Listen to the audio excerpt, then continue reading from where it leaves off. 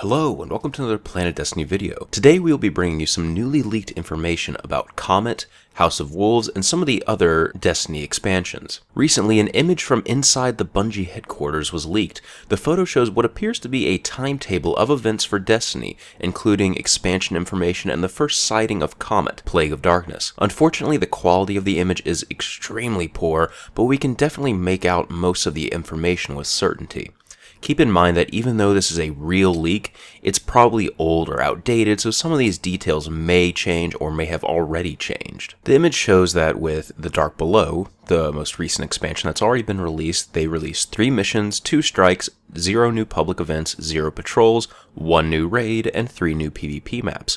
With the coming House of Wolves expansion, there will also be 3 new missions, only 1 new strike, 0 public events, 0 patrols, 1 raid, but 4 PvP maps. Just to show you the size of Comet, the Plague of Darkness, it's going to have 12 new missions, 4 new strikes, 1 new public event, 1 new patrol mission, 1 new raid, and 6 PvP maps. So it looks like it's going to be a pretty hefty expansion as far as story goes. After that, we have Episode 3, the Vex expansion. Again, there will be 3 missions, 2 strikes, 0 public events, 0 patrols, 1 raid, and we can't really discern the amount of PvP maps that will be added. Most likely it'll be 2 to 3 like The Dark Below and House of Wolves, since those are the other similarly sized expansions. We also know the name of the one coming after the Vex expansion, called Forge of Gods. Unfortunately though, we cannot discern any of the information from the photograph.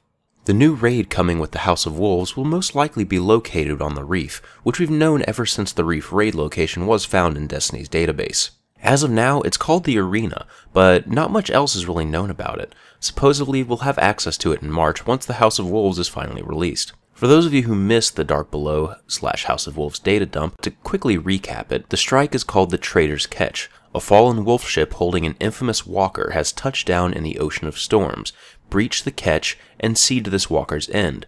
This is actually an explorable location in the game if you are good at doing some clever jumping. For the Crucible maps, we have the Black Shield on Firebase Thuria on Phobos, Thieves' Den in the Ishtar Sink of Venus, the Timekeeper, Meridian Bay, Mars, and Widow's Court in the European Dead Zone on Earth.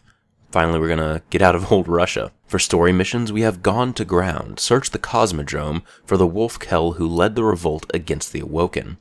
The Terminus, hunt the Wolves Kell who has seized control of the Vex Citadel. And Wolf Harvest, track down the Queen's traitorous wolves hiding amongst the House of Winter. For raid armor, we have a set for each class again, with armor being called Of the Kell, being for hunters, armor called Of the Archon for warlocks, and Wolfwalker for titans. Now, as far as Destiny's next big release goes, Bungie recently talked about the 3rd subclass rumor, and now with Comet, Plague of Darkness, it looks like we will have 3 new player builds. We're assuming that there will be 1 additional subclass per class. There are also 2 new weapon classes with a base level of 30, so if they introduce a new weapon type, they will start at level 30. For anyone wondering exactly what Comet is, according to the contract, it's a major downloadable content expansion pack type software released for each Destiny game.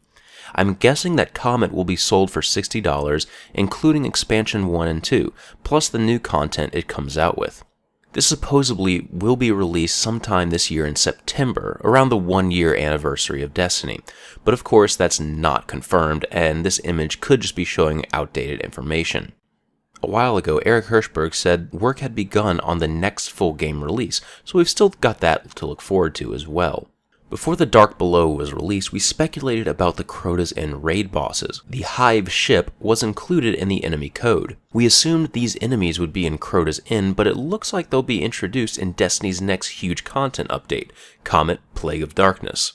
As you can see from the image, Hive ship is a new location in the Plague of Darkness. The mobs here are called Nath the Diviner, Krith the Siphon, Noctu the Light Slayer, the Wall, Voldor the Willkeeper, Divine Vision, Dredge Exploder, Storgor the Shatterer, the Veil, and the Oversoul. Finally, we have the new public events that will most likely be on Venus. We have the Untethered One, Skaith Vandal, and Axis Clocker. Most likely these will all be the Eliminate the Target type, but again, we can't really be sure until we actually see them.